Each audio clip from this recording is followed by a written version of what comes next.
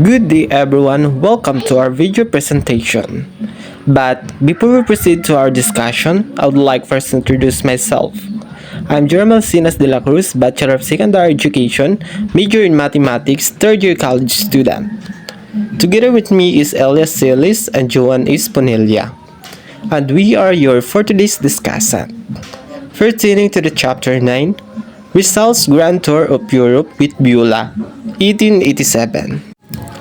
Matapos mailathala ang kanyang unang nobela, ang Noli Me Tangere, may plano si Jose Rizal na libutin ang mga pangunahing lugar sa Europa.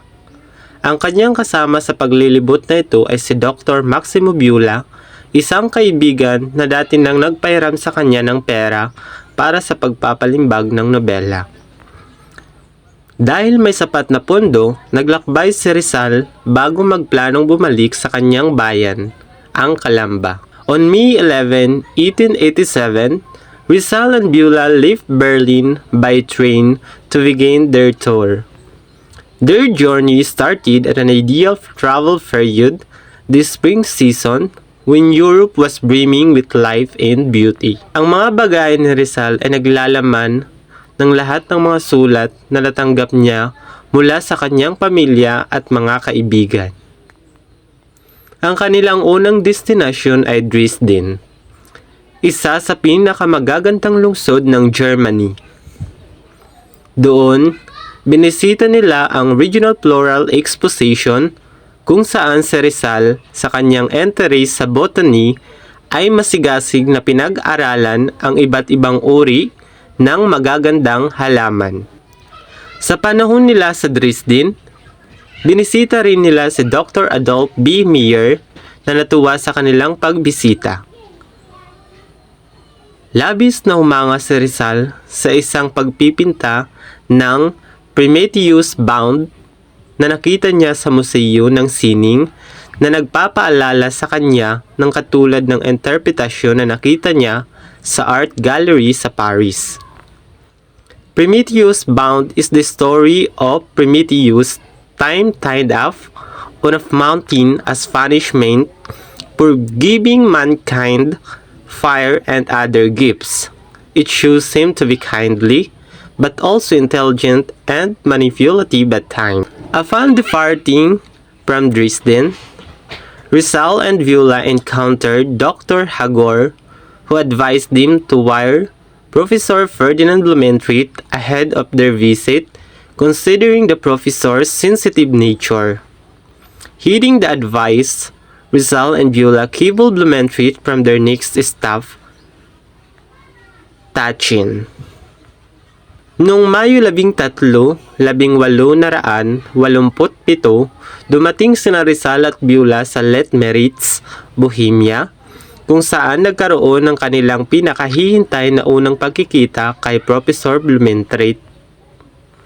Ang propesor na may dalang lapis na sketch na ipinadala sa kanya noon ni Rizal para sa pagkakakilanlan ay nagbigay sa kanila ng mainit na pagtanggap. This meeting marked the first face-to-face interaction between the Filipino scholar Rizal and the Austrian Professor Blumentritt, who had known each other through correspondence. Mula sa kanilang pagkikita, si Blumentritt ay lumaking mahal na mahal si Rizal.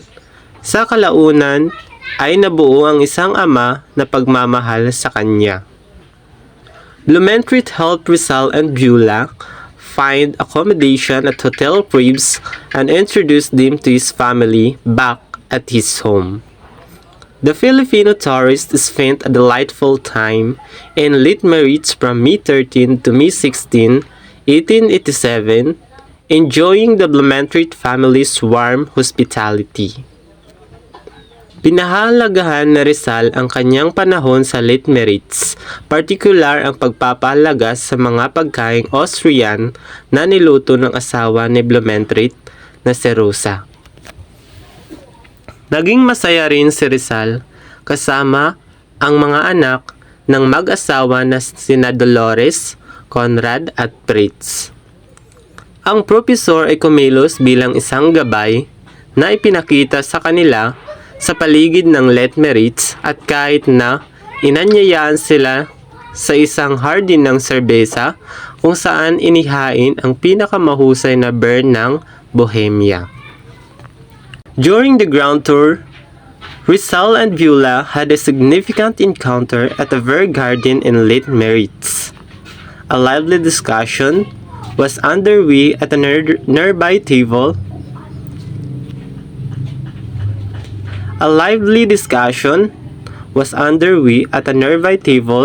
About the feasibility of new railroad running through a neighboring town. Isa sa mga kalahok ay ang burgomaster or mayor ng bayan na kilala ni Professor Blumentritt. Blumentritt introduced his Filipino friends to the burgomaster and his group. Rizal, speaking in fluent German, greatly impressed the burgomaster and his companions. Nang tanungin ng burgomaster si Rizal tungkol sa tagal ng pag-aaral niya ng Aliman, sumagot si Rizal, 11 months, sir. Taken aback by Rizal's exceptional linguistic skills, the burgomaster commended his privileged talent. Blumentritt, evidently proud of Rizal, warmly embraced him and remarked that few Germans could speak their language as well as Rizal could.